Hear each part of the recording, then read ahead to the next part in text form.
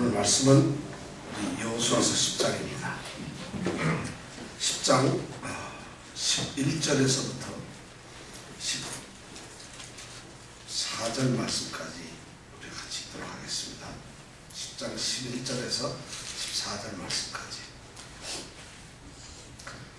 지난주에도 이 말씀을 생각했는데 오늘도 같이 좀 엮어서 이어서 생각을 하겠습니다. 같이 읽겠습니다. 그들이 이스라엘 앞에서 도망하여 벳호론의 비탈에서 내려갈 때에 여호와께서 하늘에서 큰 덩이 우박을 아세가에 이르기까지 내리우시매 그들이 죽었으니 이스라엘 자손의 칼에 죽은 자보다 우박에 죽은 자가 더욱 많았더라. 여호와께서 아모리 사람을 이스라엘 자손에게 붙이시던 날에 여호수아가 여호와께 구하되 이스라엘 목전에서 가로되 태양아 너는 기브온 위에 머무르라. 달아 너도 아얄론 골짜기에 그리할지어다 하매 태양이 머물고 달이 그치기를 백성이 그 대적에게 원수를 갚도록 하였느니라. 야살의 책에 기록되기를 태양이 중천에 머물러서 거의 종일토록 속히 내려가지 아니하였다 하지 아니하였느냐. 여호와께서 사람의 목소리를 들으신 이 같은 날은 전에도 없었고 후에도 없었나니 이는 여호와께서 이스라엘을 위하여 싸우셨음이니라. 아멘. 오늘 읽은 이 말씀은 이스라엘이 가나안 땅의 남쪽 지역, 남부 지역을 점령하는 그 전쟁에서 가장 핵심적인 일입니다. 이스라엘이 이 가나안 땅의 남쪽을 정복을 하려고 하는데 만약 그냥 정복을 하려고 했으면은 상당히 힘들었을지 몰라요. 왜냐하면은 그 성마다 찾아가면서 싸움을 했어야 되지 않겠어요? 그런데 다행스럽게 오늘 이 말씀을 보면은 가나안 사람들이 어떻게 덤볐다고요? 합쳐서 몇 개가? 5개 성이, 그것도 아주 굵직굵직한 큰 성의 왕들이 예루살렘, 헤브론, 야르뭇, 그 다음에 라기스, 그 다음에 또 하나 어디죠? 에글론? 네. 이런 5나라 왕들이 합쳐서 이 나라들은 예루살렘은 조금 동쪽 산 위에 있는 데고 나머지는 다 이 좀 산비탈 아래쪽으로 이렇게 흩어져 있는 이 성입니다. 이렇게 다 모여가지고 지금 어디에 모여 있어요? 이 사람들이 전쟁을 하기 위해서 어디에 모여 있죠? 플로시게 모여 있는 거. 우리가 지난주에 지금 누구랑 전쟁을 하고 기브온하고 전쟁을 하기 위해서 기브온에 와 있는 거죠. 기브온 성에. 그러니까 기브온 성은 왜 지금 기브온하고 전쟁을 하려 하는 거죠? 이 사람들이 5 왕들이. 왜 그럴까요? 기브온이 말을 안 들어서? 아니면 돈을 너무 벌어서? 왜 그럴까요? 기브온이 자기들을 배신하고 이스라엘 사람들과 화친 조약을 맺었단 말이에요. 그러니까 이 배신을 한 이 기브온 쪽을 놔둘 수가 없으니까 좀 한번 시범적으로 우리 가나안 사람들이 힘을 합쳐서 이 아모리 족속들이 기브온을 쳐서 공격을 해서 무너뜨리면은 감히 우리를 배신하지 못할 것이다. 그리고 이스라엘을 향해서도 너희들과 화친한 사람들 우리가 절대 용서 안 한다는 그런 메시지를 전달해 줄 수도 있을 것이다. 이런 생각을 가지고 기브온에 모였는데 기브온 사람들이 6절에 보니까 5절에 보니까 전가를 보냈어요. 우리가 죽게 되어서 좀 살려달라 그랬죠. 그래가지고 어떻게 됐어요? 6절에 그러니까 좀 살려달라 하니까 7절에 어떻게 됐다고요? 네, 여호수아가 모든 군사를 데리고 올라오는데, 그죠? 그 올라오는 올라가리라 하고 올라오는 그때에 바로 하나님께서 나타나셨다 그랬어요. 나타나셔가지고 약속을 주세요.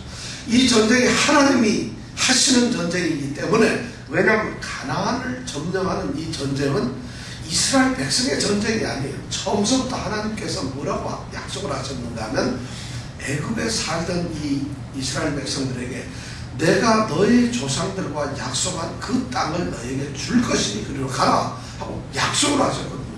그럼 이스라엘은 우리가 싸웠었습니까? 아니면 하나님이 싸워서 우리에게 줄 겁니까? 물어보지 않더라도 하나님이 약속을 하고 주셨으면 그 땅은 무조건 내 것이 되는 거예요.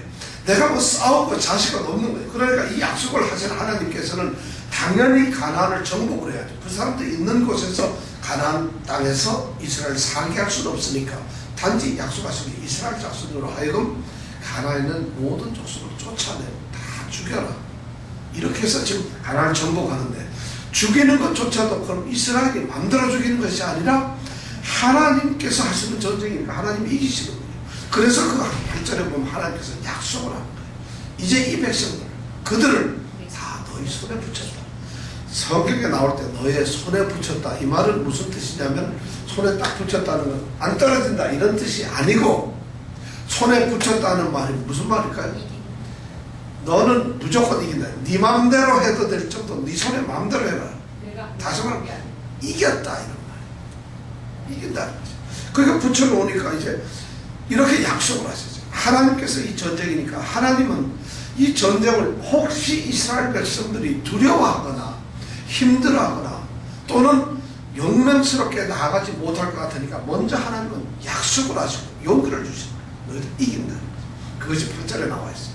그래서 이 이스라엘 백성들은 그 말씀을 듣고 담대하게 어디서부터 출발해서 어디요? 왜 길갈에서 출발할 것이냐? 진이 거기 있어요. 진이라는 게 뭐예요?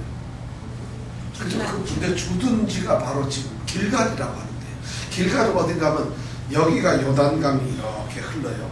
그럼 이쪽 요단강 동편이고 이쪽이 동편이고 이쪽이 동편인데, 이렇게 가면 요단강을 건너서 서쪽편에 바로 강을 건너자마자 있는 동네가 성이 바로 길갈이에요. 그리고 길갈은 요단강하고 비슷한 높이로 있어요. 그리고 갑자기 산이 이렇게 높아져요. 그래가지고 예루살렘이 이 꼭대기 여기쯤 있어요. 그래서 이 산이 높아지면서 여기서 쭉 내려가서 싸우는 기브드온은 바로 여기쯤 있는 거예요. 그리고 이게 싹 내려가가지고 또 이렇게 없어요. 이스라엘은 그러니까 이렇게 생겨있는 거예요. 이스라엘. 여기는 요단강이 흐르고 여기는 뭐가 있다고? 지중해가 있어요. 대란. 그러니까 이스라엘은 약간 이렇게 경사진 산을, 그래서 여기 꼭대기를 보고 이스라엘은 보통 여기에 보면 산지라고 해요. 왜냐하면 산 꼭대기니까 산지. 그러니까 산지는 예루살렘도 있고 우리가 했던 아이성도 있고 기브온도 약간 산지에 속하는 거예요. 이 베델 뭐 이런 성들이 쭉 이 산지에 있어요. 산지를 쭉 이렇게 해서 올라가면, 남쪽에서부터 올라가면 저 끝까지 올라가면 갈릴리까지 올라가요.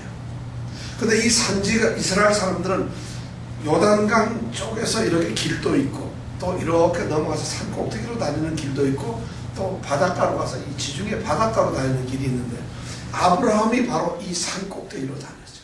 하나님의 명령을 듣고 갈대아 우르에서 떠나고 하란 땅에서 떠나가지고 내가 약속할 땅으로 가라 하니까 바로 간 땅이 길이 어디냐면 아브라함이 떠나면서 이 바닷가나 요단강 그 글로 간 것이 아니라 산 꼭대기 길로 갔어요.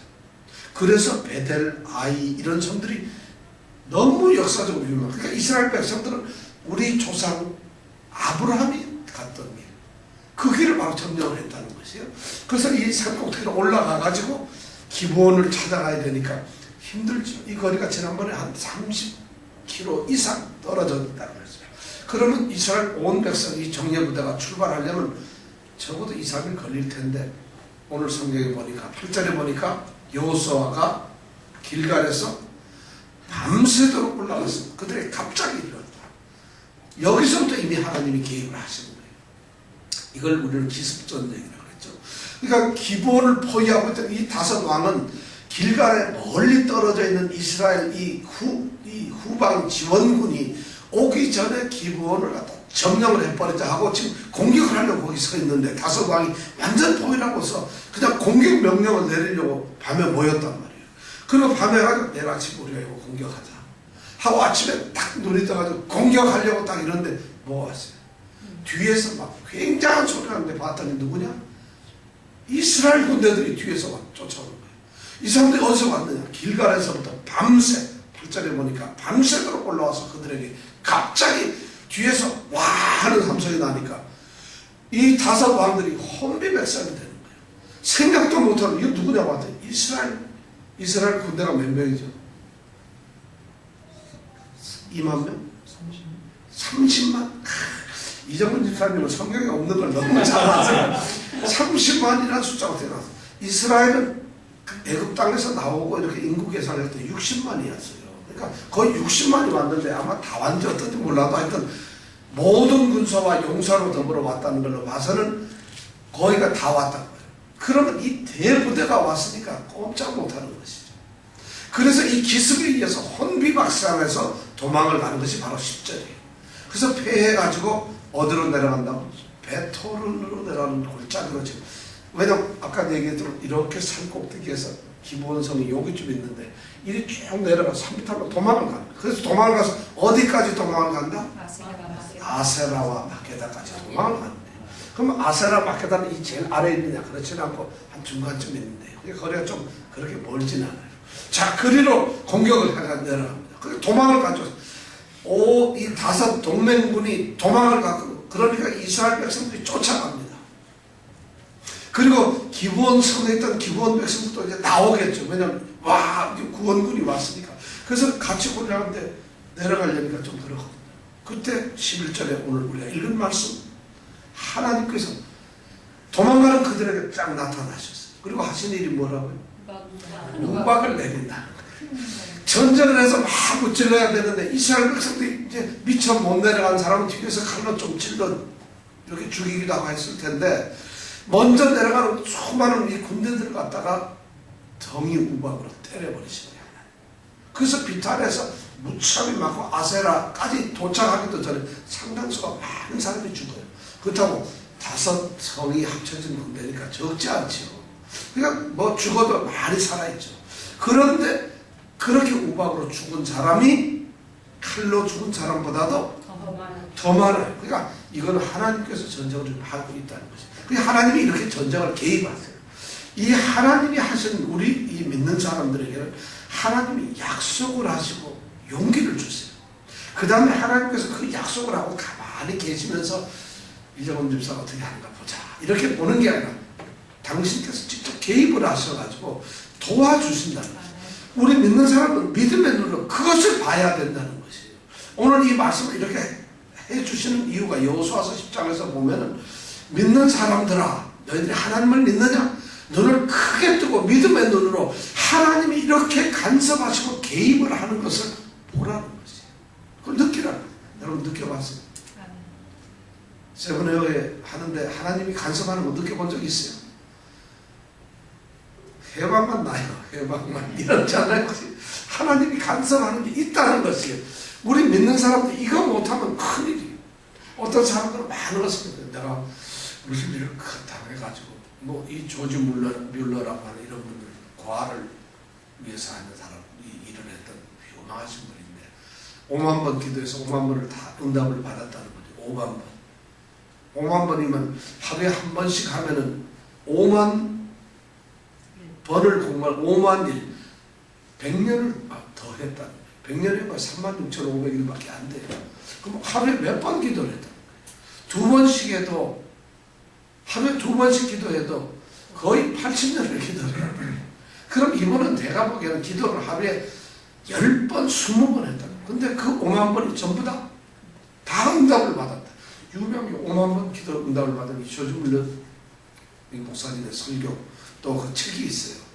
그런데 바로 하나님께서 그렇게 간섭을 하는데 이렇게 우박으로서 물리치고 나서 그렇게 간섭을 하시면서 그럼에도 불구하고 우리 인간들은 우리 믿는 사람들은 하나님의 간섭을 그냥 보는 것이 아니라 간섭 속에서 또 우리가 즐겁든 괴롭든 하나님께 기도할 게 있다는 것이죠. 그런데 바로 오늘 3번째 보니까 12절에 보니까 그 기도를 했다는 거예요. 자 12절에서부터 14절까지 다시 한번 읽어보겠습니다. 시작.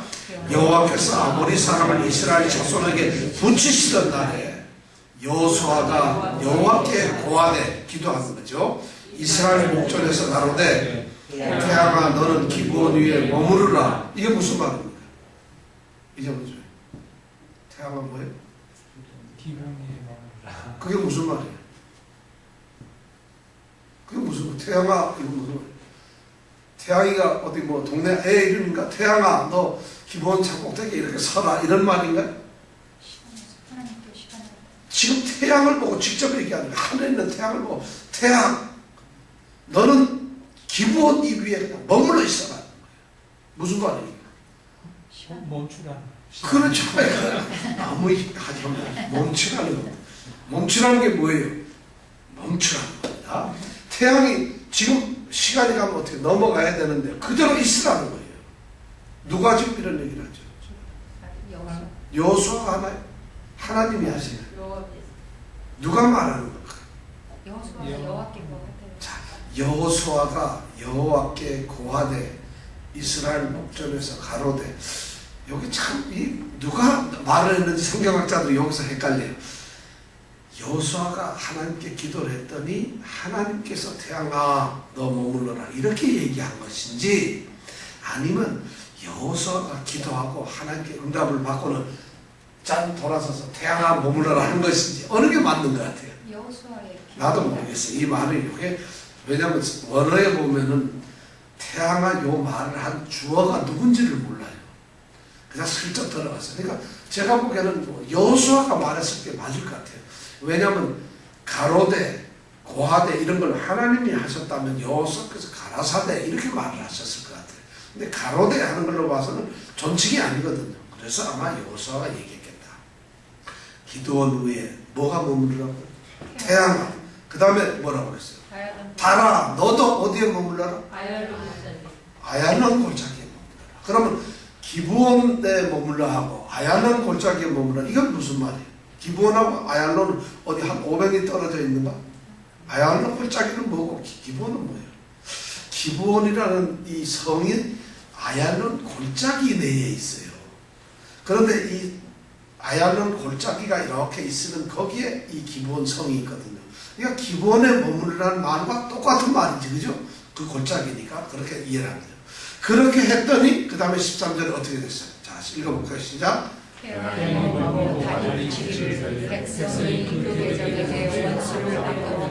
야, 그치기를 그 백성이 어떻게? 원수를 갚기까지 하였느니라. 태양이 머무르고 달이 그치기를 그냥 딱 응계라. 이 백성들이 원수를 완전히 물리칠 때까지 그랬다는 것이에요. 그러면서 그 다음에 야사책이 그렇게 돼 있다 하고 난 다음에 14절 같이 읽어볼까요? 시작. 여호와께서 사람의 목소리를 들으시니 이가 나를 전에도 없었고 후에도 없었나니 이는 여호와께서 이스라엘을 위하여 싸우셨음이니라. 엄청난 말이에요. 사람의 목소리를 들으신 날이 이 같은 날이 전에도 없었고 앞으로도 없을 거예요. 우리는 이제 기도해봤자 소용이 없다 이런 뜻인가요? 아니요. 아니 왜냐면 전에도 없었고 후에도 없었다는 거예요. 요거는 이 글을 쓸 때 그 기점으로 해서 그 전에도 없었고 그 후에도 없었다는 거지. 우리는 이 말씀을 보면서 사람의 목소리를 들으시는 하나님, 바로 기도를 했다. 하나님께서는 기도를 허락해 주셨어요. 그런데 이 기도가 놀라운 게 뭐냐면 곤경에 처해서 죽겠어요 하는 기도가 아니고 무슨 기도예요? 지금 싸움 완전히 이겼잖아요. 우박이 두드러 패죠. 이 사람들 도망가고 있죠. 그런데 저 원수들을 완전히 물리칠 때까지 어떻게 해달라고? 하나님 해를 좀 붙잡아주세요. 달을 좀 붙잡아주세요. 이러고 기도를 했다는 거예요. 그때 하나님이 응답을 하셨다. 이런 기도가 어디 있을까요? 여러분 삶의 현장에서 우리가 기도를 해야 돼요. 좋은 때도 기도하고 어떤 때도 기도하고. 왜냐하면 하나님이 지금 간섭을 하고 계시는데 하나님께서 우리의 요구를 다 아세요. 이스라엘이 도망가는 자들을 다 무찔러야 되지. 그러면 하나님께서는 예를 들어 도망간 사람을 멈추게 할 수도 있고, 왜냐하면 도망간 사람 길을 잃어버려서 우왕좌왕하게 할 수도 있어요. 아니면 아까처럼 밤에 오는 것처럼 걸음을 빨리 하고 이 사람을 포위해서 빨리 죽게 할 수도 있고, 아니면 우박을 통해서 죽게 하실 수도 있지만은 지금 하나님께서는 이 여호수아의 기도를 들으시고 여호수아가 뭐예요? 너의 손에 붙이겠다. 그러니까 이미 손에 붙였는데 이들이 멸망을 시키려면 해가 지면 골치 아파요. 골짜기에서 도망가면 이 사람이 도망가다가 탁 숨어버리면 찾을 수가 없잖아요. 그러니까 태양이 머물러 있어야 되는 거예요. 환하게 비춰야지. 꼼짝 못하고 도망가도 끝까지 찾아가서, 왜냐하면 이미 싸움은 이기고 있는 거니까. 그러니까 여호수아가 그런 기도를 드렸고 하나님께서는 그 기도를 들으시고, 왜냐하면 이건 하나님의 전쟁인데 백성들이 여호수아가 하나님의 뜻에 맞게 기도를 하고 있으니까 들으실 수밖에 없어요. 우리가 기도를 해야 됩니다. 이 전쟁 이렇게 기도를 해요. 그렇게 했더니 하나님께서 이스라엘을 위해 싸우셨다. 자, 16절서부터 그 다음에 우리 27절까지 한번 읽어볼까요? 16절부터 시작. 그 다섯 왕이 도망하여 마케다의 굴에 숨었더니 혹이 여호수아에게 보하여 가는데 마케다의 굴에 그 다섯 왕의 숨은 것을 발견하였나이다. 여호수아가 가는데 굴 어귀에 큰 돌을 굴려 막고 사람을 그 곁에 두어 그들을 지키게 하고 너희는 지체 말고 너희 대적의 뒤를 따라가 그 후군을 쳐서 그들로 자기들의 성읍에 들어가지 못하게 하라. 너희 하나님 여호와께서 그들을 너희 손에 붙이셨느니라 하고 여호수아와 이스라엘 자손이 그들을 크게 도륙하여 거의 진멸시켰고 그 남은 몇 사람은 견고한 성으로 들어간 거로 모든 백성이 평안히 마케다 진으로 돌아와 여호수아에게 이르렀으나 혀를 놀려 이스라엘 자손을 대적하는 자가 없었더라. 자, 여기까지. 달이 머물렀는데, 해가 머물렀는데, 지금 무찔러 가는데, 제가 보기에는 성경이 이렇게 달이 머무르라 해놓고 나서 15절에 보면 여호수아가 온 이스라엘로 더불어 길갈진으로 돌아왔더라. 이렇게 기록되어 있어요. 길갈이 굉장히 멀어요. 싸우다 말고 갑자기 해가 멈췄는데 길갈에 갈 수 있나요? 싸우다 말고 갑자기 왜 스톱 하고는 그냥 길갈로 돌아가기 위해서 해를 멈춘 건 아니잖아요. 원수를. 그래서 이 성경은 가만히 보면 순서대로 기록을 한 건 아닌 것 같아요. 그러니까 성경학자들이 읽어보고 이거 말도 안 되는 거야.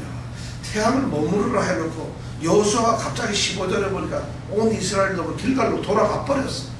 그러고 나서는 다시 16절에 보면 다섯 왕이 도망하다가 마케다 굴에 숨었어. 무슨 뭐 도대체 말이 안 되는 뒤죽박죽인 것처럼 느껴진단 말이야. 가만히 보면. 근데 성경을 우리가 생각할 때 이걸 무슨 순서대로 착착착 이렇게 기록한 것으로 생각하면 절대 안 된다는 거예요. 성경은 절대 그렇게 기록되어 있지 않아요. 마태복음, 마가복음, 누가복음, 요한복음도 이렇게 읽어보면은 예수님이 처음부터 쭉 행한 걸 순서대로 기록하지 않았어요. 필요한 대로 이렇게 편집을 했어요. 왜냐하면 그렇게 함으로써 우리에게 꼭 필요한 말씀을 들려주고 싶거든요. 그러니까 우리는 순서대로인데 이게 앞에 있으니까 반드시 순서가 이게 앞이다 이런 생각을 하면 안 된다는 거예요. 자, 태양이 머무르고 있는 사이에 이제 그 다섯 왕들을 이제 공격을 하는 거예요. 그런데 그 다섯 왕들이 바로 어디 갔냐면 마케다라고 하는 데서, 마케다는 지금 이스라엘 백성들이 진을 치고 있는 곳이죠. 그 마케다 굴에 숨어 있어요. 그런데 17절에 보니까 혹이, 혹이 뭘까요? 혹이라는 게 무슨 이런 혹을 얘기하는 게 아니라 어떤 사람이 이건 말이에요. 어떤 사람이 와가지고 여호수아이에요. 장군이요. 지금 다섯 왕이 요 마케다 굴에 숨었습니다. 하고 보고를 하는 거예요. 17절에. 그래? 그렇다면 너희들이 큰 돌을 갖다 막아라. 굴 입구를 막아라. 그리고 몇 사람이 그 앞에서 보초를 서라. 지켜라. 이렇게 해서 막아놓고 그 다음에 보니까 19절에 보니까 너희는 지체 말고 너희 대적의 뒤를 쫓아가라. 왕은 숨었지만 지금 군대들이 다 도망가고 있잖아요. 그래서 태양은 지금 머물러 있는 거예요. 그러니까 그들을 쫓아가가지고 후군을 다 쳐서 그 사람들이 자기네 성으로 도망가기 전에 거의 다 죽였다. 그리고 몇 사람 남아서 도망가는 건 놔두고 자랑스럽게 돌아와서 그리고는 어디로 왔다고? 마케다 진으로 돌아왔어요. 자, 그래가지고 평안히 와서 있었어요. 지금으로 돌아오니까 그날 이미 너무나 큰 승리를 거두었으니까 중요한 말이 있죠. 21절에 보면 뭐예요? 혀를 놀려 이스라엘 자손을 대적하는 자가 없었더라. 그 전까지는 이스라엘을 놀리기도 하고 흉도 보고 이랬는데 감히 입을 열어서 하나님의 군대 백성들을 놀리는 사람이 없었더라는 것이죠. 이런 승리가 있다는 것이죠. 자, 그 다음에 22절로 넘어갑니다. 자, 그럼 이런 구멍, 이 굴에 숨어있는, 마케다 굴에 숨어있는 이 다섯 왕의 운명은 어떻게 될까? 22절부터 26절까지 한번 읽어보겠습니다. 시작. 그 굴에서 그 다섯 왕을 내게로 끌어내라 하매 그들이 그대로 하여 그 다섯 왕, 곧 예루살렘 왕과 에브론 왕과 야르무드 왕과 라기스 왕과 에글론 왕을 굴에서 그에게로 끌어내리라. 그 왕들을 여호수아에게로 끌어내매 여호수아가 이스라엘 모든 사람을 부르고 자기와 함께 갔던 군장들에게 이르되 가까이 와서 이 왕들의 목을 발로 밟으라. 가까이 와서 그들의 목을 밟음에 여호수아가 군장들에게 이르되 두려워 말며 놀라지 말고 마음을 강하게 하고 담대히 하라. 너희가 더불어 싸우는 모든 대적에게 여호와께서 다 이와 같이 하시리라 하고 그 후에 여호수아가 그 왕들을 쳐 죽여 5 나무에 매어 달고 석양까지 나무에 달린 대로 두었다가 해질 때에 여호수아가 명하되 그 시체를 나무에서 내리어 그들의 숨었던 굴에 들여 던지고 굴 어귀를 큰 돌로 막았더니 오늘날까지 있더라. 자, 5 왕들을 다 죽였어요. 끄집어내가지고 다 죽였어요. 그리고는 죽이기 전에 어떻게 했다고? 이 군장들을 데려다가 어떻게? 목을 어떻게 해요? 감질렀어요.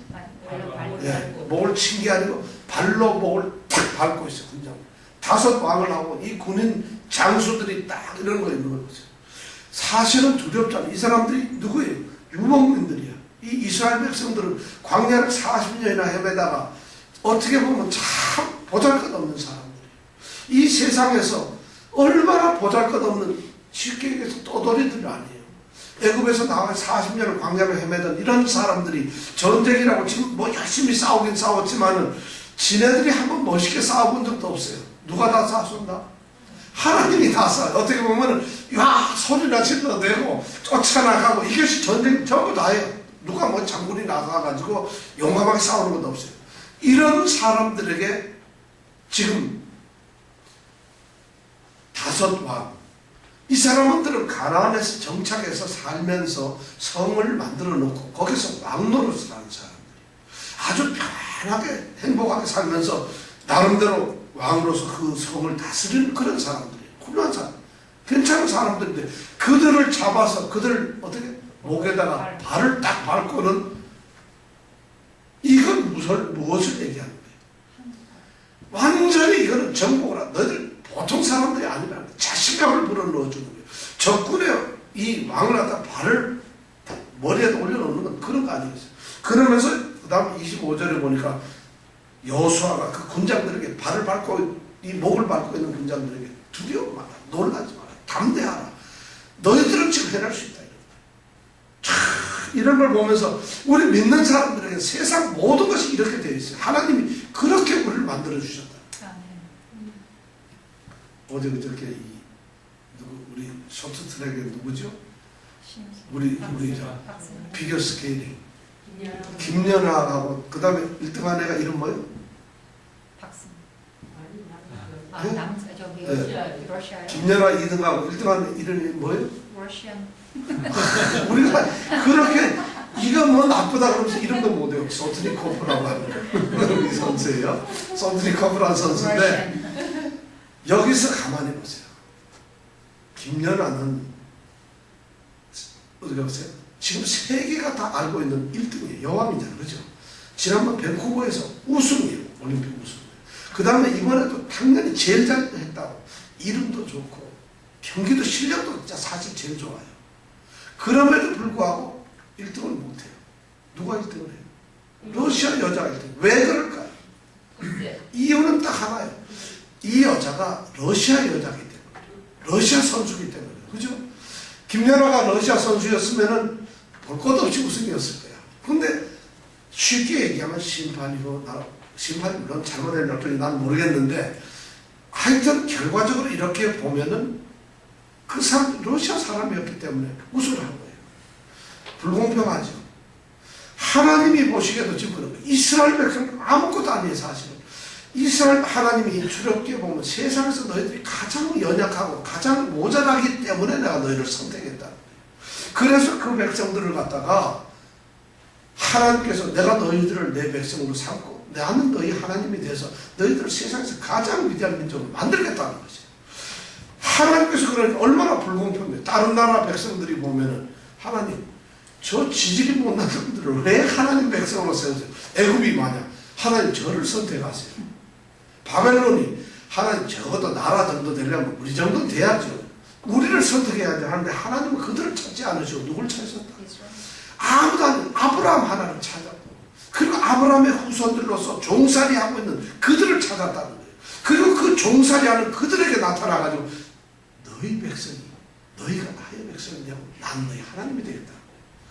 공평할까요? 안 공평할까요? 러시아가 이런 걸 봐서 공평하게 안 공평해요.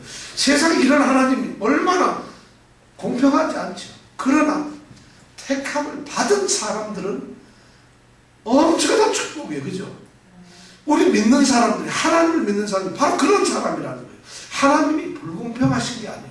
하나님께서는 자기 뜻대로 뭐든지 하시는데, 그런데 옆에 사람 보세요. 이런 사람을 하나님이 백성이라고 뽑았다는, 옆에 사람 한번 보세요. 이런 사람을 백성으로 뽑았어. 아니, 자기를 봐야 되는데 괜히 이런 훌륭한 분을 없다니. 우리를 백성으로 뽑았다는 거예요. 그리고 우리 때문에 하나님께서 모든 걸 하십니다. 오늘 저도에 그 이스라엘 때문에 하나님 우박 내려주지요. 해를 멈추게 하지 끝까지 쫓아가서 다 이기게 합니다. 이런 하나님의 사랑, 지금 그걸 하나님이 전쟁하고 있는데, 오늘날도 믿는 사람을 위해서 하나님은 이런 일을 하고 계신다. 이것을 못 느끼면 예수 왜 믿어요? 여러분, 믿는 사람이라면 무슨 긍지를 가지고 있어요? 내가 믿는 사람이라면 이런 일이 여호수아에게만 있는 게 아니라 나에게도 있다는 것이에요. 하나님이 그렇게 하신다는 거예요. 우리는 우리 정체성에 대해서 전혀 우리가 생각을 못하고 있어요. 제가 어디서 들은 얘기인데 이런 얘기 들었어요. 어떤 의사가 있는데, 이 의사분이 저기 아프리카에 아주 오지에 선교사로 갔어요. 의료 선교사로 가가지고 한 몇 년 있었어요. 근데 거기 있는 동안에 어떤 한 청년을 알게 되었는데, 그 청년이 누군가 하면은 그 아프리카 이제 흑인이죠. 그러니까 그 청년이 외국에서 유학을 갔다 왔어요. 그래서 공부를 하고 자기 이제 마을로 돌아왔죠. 이 청년이 뭐 하는 사람? 축산업, 이 짐승을 키우는 거, 가축을 키우는 이 축산업을 전공을 했어요. 해외에서. 그래서 선진국에 와서 공부를 하고 와서 자기 마을에 와서 이제 성공을 하고 얘들을 계몽시키고 발전시키고 이런 걸 공부를 하고 왔어요. 그래서 좀 말이 통하니까 이 의사분하고 이렇게 서로 가까이 지냈는데, 이 마을에는 이제 풍습이 있는데, 이상한 풍습이 있는데, 무슨 풍습이냐면 결혼을 하게 되면은, 결혼을 할 때에 남자가 이제 여자에게 청혼을 하는데, 청혼을 하면은 그냥 가는 것이 아니라 염소를 이렇게 끌고 가요. 이런 풍습이 있어요. 그런데 좀 여자가 괜찮은 여자다. 우리 무슨 집사님처럼 이렇게 아주 이쁘고 괜찮은 여자다 싶으면은 염소를 3마리 가져가야 돼요. 근데 좀 그거보다 좀 떨어지고 좀 보통 그래도 좋다 이러면 2마리. 그러면 기타 등등은 몇 마리 가져가요? 한 마리만 가져가는 거예요. 그래 가가지고 그 한 마리를 끌고 가서 신부집에 가서 제가 염소를 드릴 테니까 딸을 주십시오 하면 딸을 줘요. 그러니까 남자들이 염소를 그러니까 끌고 가는 거예요. 근데 어떤 사람이 예를 들어서 여자는 그러니까 내가 염소 1마리인가 2마리인가 3마리인가, 여자들은 자기 그런 게 있을 거 아니에요. 그죠? 그래서 어떤 여자는 3마리 받으면 그때부터 폼 잡는 거죠. 내가 그래도 이 동네에서 3마리야 나는 이런 거 실까 봐. 어떤 사람 1마리를 한대. 근데 이 청년이 어느 날 자기 친구들하고 같이 이제 결혼하기 위해서 신부집을 간다 그러는데 염소를 9마리를 끌고 가는 거예요. 9마리를 쫙 끌고 가 친구들하고 가는데 그 자기도 너무 이상해요. 이 의사가. 그래서 무슨 일일까 궁금하고 하는데 이 청년이 9마리를 끌고서 쭉 가는 걸 보니까, 그러니까 속으로 생각하더라. 아, 이거 뭐 이 마을의 촌장 딸 정도 되는가 보다. 유학을 갔다 왔으니까. 이 마을 추장님 따님인가? 근데 추장님 집을 쓱 지나가요. 아, 이거 아니로. 그러면 이 마을에서 굉장히 좀 어르신 이런 분들의 집인가 하지? 그것도 아니에요. 그래서 쓱 지나가더니 저 마을 제일 구석에 있는 아주 나이 많으신 노인 집에 가요. 근데 그 집에 딸이 있는데 키가 되게 크고 삐짝 많아가지고 형편없는 딸이거든요. 근데 그 집에다 갖다 놓는 거예요. 너무 이상하죠. 그러고 나서는 이 의사는 그런 사실을 알면서 그 청년을 만나서 뭔가 물어보고 싶었는데 그만 고국에 돌아갈 일이 생각해서 돌아가고 말았어요. 그래서 끝났어요.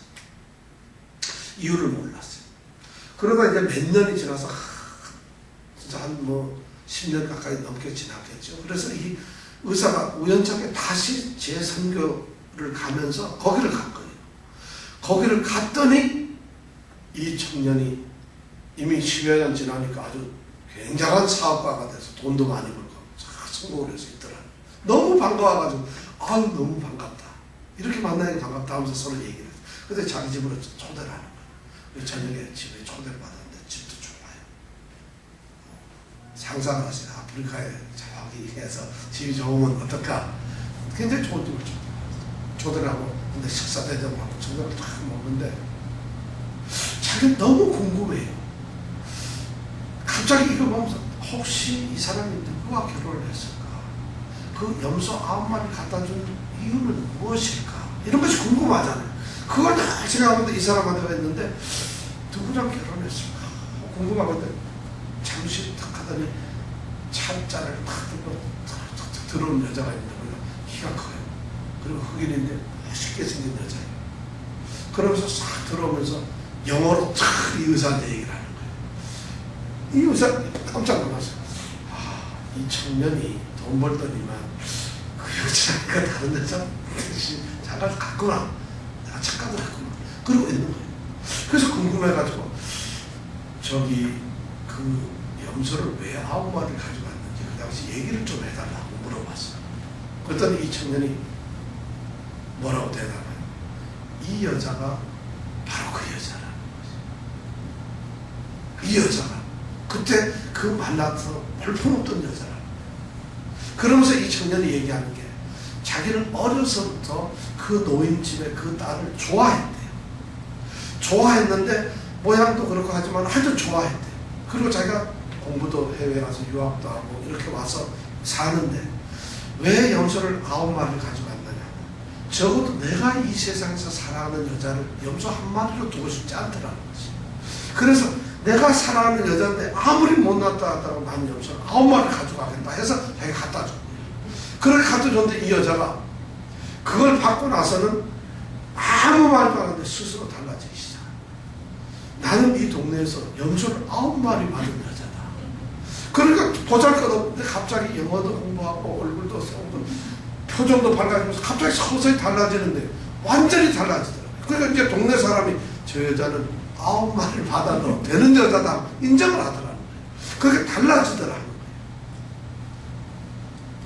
우리가 예수님께서 하나님의 아들이신 독생된 예수님께서 우리 자신을 위해 우리 같은 사람을 위해서 죽은 사람들 염소 9마리가 문제가 아니에요. 엄청난 하나님의 사랑을 받는 사람들이 오늘 여호수아가 이렇게 바로 그런 똑같은 그런 혜택을 받는데 우리는 지금 이 땅에서 예수를 믿는다는 것은 그냥 예배당에 다니는 사람들이 아니라는 거예요. 교회에 그냥 오늘 주일날 예배당 가는 날 일요일이니까 예배당 가자 이러고 예배당 나오는 사람들이 우리는 아니라는 거예요. 누구라고요? 염소 9마리도 그렇게 귀한데 우리는 어떤 사람들? 하나님이 자기의 하나밖에 없는 아들을 바로 나를 위해서 죽게 만들어 그리고 나를 누구로 삼았다고? 하나님이 자녀로 삼은 사람. 예수를 믿는다는 사람은 바로 그런 사람이에요. 이 예수를 믿는다는 것이 그렇게 뭐 대대한 것이 아니에요. 자 그렇다면 우리는 어떻게 살아야 돼요? 그런데도 우리는 깡통 들고서 어디 얻어먹으려나 다니려는 이런 구질구질한 인생을 살고 있어요. 예수를 믿고 이렇게 변화된 완전한 새 사람임에도 불구하고 우리 인생이 보잘것없이 살아요. 이러면 안 되죠. 오늘 예수를 믿는 사람들, 우리 믿음을 가진 사람들, 하나님의 선택한 하나님의 백성들이 이런 자기 자부심, 자기 정체성이 전혀 없어요. 내가 누구라는 걸 몰라요. 진짜. 아는 것 같지만 기껏 물어봐요. 내가 집사예요. 그게 중요한 게 아니에요. 가장 중요한 것은 내가 바로 하나님이 선택한 하나님의 사람이다. 하나님이 나를 선택해서 나를 불러가지고 드디어 나는 하나님의 부름을 받은 하나님의 자녀라는 것이에요. 아무나 부르질 않았어요. 아까 얘기한 대로 이스라엘이 형편없는 족속이고 그런 민족이지만 그 민족을 하나님이 특별히 선택을 해서 자기 백성으로 삼는 것처럼 우리를 그렇게 삼았다는 얘기예요. 그리고 오늘 이 기브온 전투에서 승리를 주신다. 왜 우리는 이것이 안 될까요? 이 믿음의 가장 핵심적인 문제가 바로 이런 것이 문제예요. 아예 그거는 성경에 나오는 얘기죠. 그럼 우리 성경을 안 믿고 그럼 뭘 믿어야 되나요? 성경을 안 믿고 뭘 믿어야 되나요? 그거는 현실과 다르지 않습니까? 우리는 지금 다 살고 있는 형편이 그렇지 않아요. 그러면 여호수아는 지금 굉장히 좋은 형편에 있나요? 40년 동안 이 이스라엘과 헤매다가 지금 한 번 밟아보지도 못한 가나안 땅을 점령하라 해서 싸움을 하는 사람이에요. 그리고 군대들도 아니에요. 어떻게 보면 그냥 오합지졸들을 데리고 싸움을 하는 사람이에요. 우리가 이런 위에 있다면 우리는 또 21세기 뉴욕에 사는 사람들이 낫지 훨씬 우리보다 이럴 거 아니겠어요. 이래저래 핑계를 댔는데 실제로 보면 이런 여호수아보다도 우리가 나으면 낫지 모자라잖아요. 근데 우리는 어때요? 우리는 어떠냐면 오늘 이 말씀을 생각하면서 그렇게 우리가 생각합니다. 그렇게 해서 바로 여호수아는 우리가 어떤 존재라는 것을 지금 알려주고 있어요. 우리는 무엇이든 이길 수 있고 우리는 담대하고 우리가 살아갈 수 있는 사람들이라는 거죠. 그런 다음에 28절부터 43절 넘어가면서 보면은 어떤 문제가 생기냐면 남부에 있는 7개의 성을 다 무찌르는 성이 나와요. 이런 얘기를 합니다. 그 성들이 이제 마케다 성도 있고 정말 그래서 남부를 초토화시킵니다. 바로 이런 자신감을 심어주니까 그러고 나서 이스라엘 백성들이 와 일어나가지고는 남부에 있는 7개 성이라고 말은 7개 성이지만 그 성은 뭐냐면 전부 다 남부에 있는 전부 성을 말하고 있어요. 그래가지고 이스라엘이 드디어 가나안 땅의 남쪽을 완전히 점령하는 사건이 납니다. 저는 우리 사랑하는 성도들이 바로 이런 것이 있어요. 이런 것이 우리에게 좋죠. 40절 한번 볼까요? 이와 같이 여호수아가 40절에 보면 온 땅 곧 산지는 아까 어디라고 그랬죠? 산지를 어디라고 그랬죠? 남방이 갑자기 나오는 이유는 뭘까요? 그렇죠. 산꼭 아까 여기가 산꼭대기 얘기를 한다고 그랬죠. 그걸 산지라고 그랬죠. 그 다음에 남방은 뭐냐면 이스라엘 가장 남쪽 지역을 남방. 그 사람들은 네게부라고 그랬어요. 이 남방. 그 다음에 평지는 어딜까요? 이렇게 되면 여기서 내려와가지고 이렇게 해서 여기 바닷가 근처 이쪽을 평지라고 실제 여기는 평지로 비옥해요. 그 다음에 경사지는 어디가? 경사지는 여기서부터 이렇게 되는데 여기가 경사지. 이건 그래서 제가 무슨 말을 하는지 다 이해가셨죠? 그래서 그걸 다 뭉치는 거예요. 그러니까 산꼭대기에서부터 경사지부터 평지부터 남쪽까지. 그리고 나서 거기에 보면은 41절에 보면 여호수아가 또 어디요? 가데스 바네아에서 가데스 바네아는 어떤 동네죠? 어떤 도시? 그렇죠. 애굽 땅에서 나와가지고 가나안을 정탐할 때에 12명의 정탐꾼을 보냈잖아요. 그래서 가나안 땅을 정탐하라는데 그때 누구? 여호수아와 갈렙만 무찌르지도 하고 나머지 10명은 그들은 우리보다 커서 우리 안 됩니다. 민수기 13장에 나왔던 얘기죠. 그래가지고 하나님이 그때 징계를 내려서 그것 때문에 38년, 40년을 광야에 헤매게 됩니다. 그래서 그렇게 되면서 그렇게 말을 듣지 않고 그 사람들은 광야에서 다 죽게 되고 여호수아와 갈렙만 드디어 어디로 갔다고? 지금 가나안 땅에 들어갔다는 것이죠. 이것이 바로 가데스 바네아라는 데가 바로 거기 정탐꾼을 보내도 가장 남쪽에 있던 땅이에요. 거기에서 어디까지? 가사는 어딜까요? 가사는 요새 말로 하면 가자죠. 가자. 영어로 가자를 갖다가 여기 성경에서 가사라고 했어요. 벌써 이때서부터 가사라는 말이 가자라는 지구가 있었어요. 가자는 지금 어디? 지금 전쟁 제일 많은 땅이죠. 블레셋 땅. 바로 블레셋 땅. 그 블레셋 땅에 있는 곳이 바로 가자인데 지금 블레셋 땅에 누가 있다고? 팔레스타인. 팔레스타인이란 말이 바로 블레셋이란 말이에요. 블레셋. 필리스트. 이런 말이에요. 똑같은 말이에요. 그래서 가자까지만 갔어요. 그 넘어 안 넘어갔는지 어떤지는 모르겠어요. 가데스반에서 가자성까지. 이 가자성. 그래서 여기 이렇게 보면 이게 지금 현재 전쟁하고 이런 것이 다 연결이 돼요. 그래서 남부는 완전히 정리를 다 했어요. 기본도 모든 것을 다. 그래가지고 그리고는 43절에 보니까 여호수아가 온 이스라엘로 더불어 어디로 돌아왔더라? 전부를 다 정리하고 난 다음에 길갈 물지로 돌아왔다. 15절에 읽어보면 또 뭐라고 되어 있죠? 여호수아가 온 이스라엘로 더불어 길갈진으로 돌아왔더라. 43절에 보니까 여호수아가 온 이스라엘로 더불어 길갈진으로 돌아왔더라. 아니, 똑같은 걸 두 번 쓰면 바로 다시 길갈로 돌아왔다. 이 말이 뭐냐면 길갈에서 베이스를 치고 남부는 완전히 점령을 했다, 이런 말씀. 오늘 말씀은 여기까지입니다. 다음에는 이제 북부를 어떻게 점령하는가 11절 말씀을 우리가 생각할 텐데, 11절 말씀은 짧으니까 꼭 다음 주에 다 한번 읽어 주시길 바랍니다. 읽어가지고 이해를 돕길 바랍니다. 자, 우리가 기도합니다. 오늘 말씀을 통해서 하나님께서는 우리에게 약속과 용기를 주셨고, 그리고 하나님께서는 개입해서 간섭을 하셨습니다. 그리고 우리의 기도를 들으시고 응답을 해주셨고, 그 다음에 여호수아에게 승리를 보장을 해주셨어요. 하나님께서 하시는 전쟁, 하나님의 일이 바로 이겁니다. 네 가지. 약속 주시고, 그 다음에 개입을 하시고, 그 다음에 기도를 응답하시고, 그 다음에 승리를 확실하게 보장을 해준다는 거죠.